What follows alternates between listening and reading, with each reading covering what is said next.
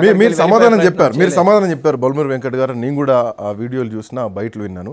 But రాని కేసీఆర్కు వచ్చిన రేవంత్ రెడ్డికి ఏంటి తేడా అన్నదే నా ప్రశ్న. 1000 కోట్ల రూపాయలు ఉస్మానియా యూనివర్సిటీ కేటాయించారు. 1000 కోట్ల రూపాయలు ఉస్మానియా యూనివర్సిటీ కేటాయించారు. రాష్ట్రంలో 12 యూనివర్సిటీలు రాష్ట్ర ప్రభుత్వ ఆధీనంలో ఉంటే ఉస్మానియా యూనివర్సిటీ అంత ఫినాన్షియల్ క్రైసిస్లో ఉందా? Point number 1.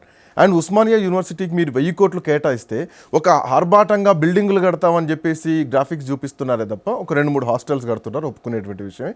సో ఎందుకు మిగతా 11 యూనివర్సిటీలు క్రైసిస్లో లేవా?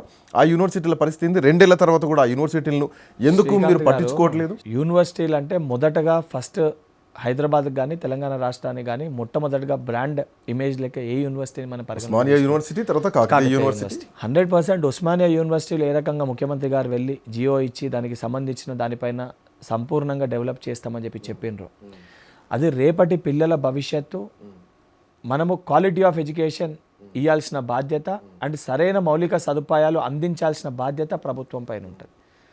ఉస్మానియా యూనివర్సిటీకి ఇచ్చిన విధంగానే Telangana university, Palamuru university, Satavahana university, Kakatiya university, Mahatma Gandhi university, దానితో పాటు ఏదైతే జేఎన్టీయూ యూనివర్సిటీస్ కానివ్వండి, దాంతోపాటు సంగారెడ్డిలో ఉన్న జేఎన్టీయూ యూనివర్సిటీ కానీ ఇవన్నిటిపైన కూడా తప్పనిసరిగా ప్రభుత్వం నిధులు కేటాయించి ఆ యూనివర్సిటీలను కూడా ది బెస్ట్ యూనివర్సిటీస్ లెక్క తీర్చిదిద్దాలి.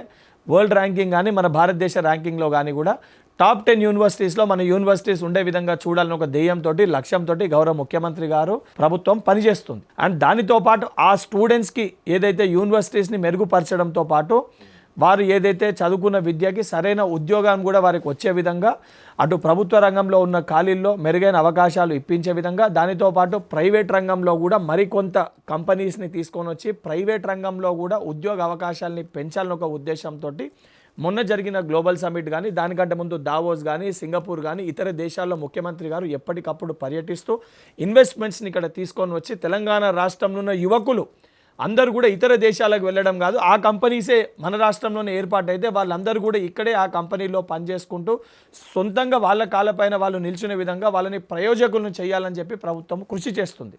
అండ్ ఈ 2 సంవత్సరాల కాలంలో తప్పనిసరిగా మీరు 2 ఇయర్స్ అని అంటారు, 2 ఇయర్స్లో మరి చేయలేకపోయినరాను 10 ఇయర్స్కి వెళ్ళి తెలంగాణ రాష్ట్రం ఏర్పాటు అయినప్పటికెళ్ళి విద్యా వ్యవస్థని కంప్లీట్గా పట్టించుకోలేదు శ్రీకాంత్ గారు.